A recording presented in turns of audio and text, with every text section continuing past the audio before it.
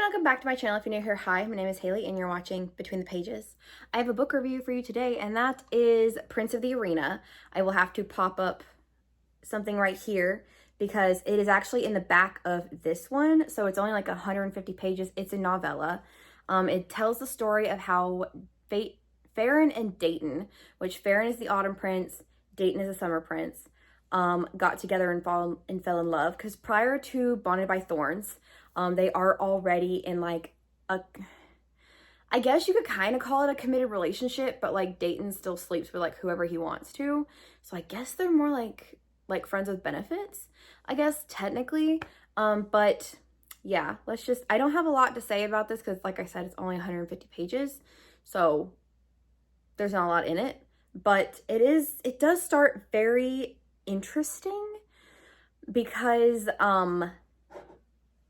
Farron and Dayton do not start out like friends, because at some point, and I forget exactly what the quote is, but at one point, Dayton calls Farron a spoiled crybaby, and like, because his older brother Damocles wants to basically betroth Dayton to Farron, and like Farron, Dayton doesn't want to be High Prince, and that's what he would basically be. He would be like the High Prince's consort because he has two older brothers who have Damocles.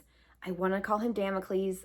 It's pronounced Damocles in the audiobook, so I don't know. That might be the Greek or Roman pronunciation of that name. And then Decimus, I think, is his other brother's name.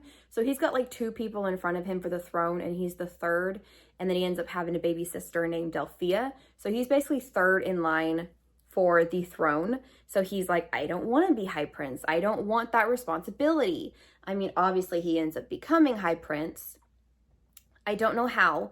There is a hint that maybe they died. His two older brothers died in the war with the Below, or War of Thorns is like, I think is what they call it in the book, which happens after Keldarian and Caspian's betrayal, bargain thing, whatever. And then, modern day, at least in the timeline. And then I fucking love Dayton. Dayton, along with Farron, are my two favorite characters. I love reading them together. And their first like scene where they're together, I about spontaneously combusted because it was so hot. And there's just such affection and everything. And like Farron is head over heels in love with Dayton, but like he can't tell Dayton that. But it's just, I love these two. I love these two so much. And then like in the last couple pages, like I think it takes place after, I think it's after Ezrin becomes High Prince of Spring, and after the death of his mother and everything that we find out later. And they're basically there to like celebrate the fact that Ez is now High Prince of Spring. Keldarian is already High Prince of Winter.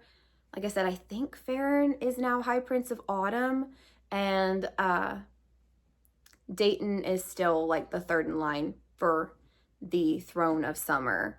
And he like finds out that his mother is pregnant and she's gonna have a little girl, and they name her Delphia and everything. But they end up going out into the hallway and they find Caspian, and I was like, oh fuck, what is Caspian doing here? And then it like cuts off. He's like, I'm Caspian of the Below and I need your help. And then it stops. And I was like, what the fuck? Because where I am in Forged by Malice, you still don't know. Like, well, you kind of know what the bargain is between Caspian and Keldarian, but you don't know why the bargain was made. You don't know who betrayed who, because I'm starting to think that it was all a fucking lie, because Keldarian lies a lot. And so, yeah, that was just my little mini review of Prince of the Arena. I will tell you that there is art associated with this book. I will throw it up here somewhere. And for the longest time, and maybe this is just because I like Sarah J. Maas, but the longest time I was picturing Farron with like long red hair, so like a la Lucian and Eris from the Autumn Court in Sarah J. Maas. He doesn't. He has like brown hair and it's like really cropped, like cropped really short to his head. So there's still some times that I'm reading Farron with long flowing red hair because I mean, it's not implied that Eris has long hair. I just headcanon that because Lucian has long hair and I like it. But yeah, that was, like I said, my little mini review and a little tangent, and I will see you guys later.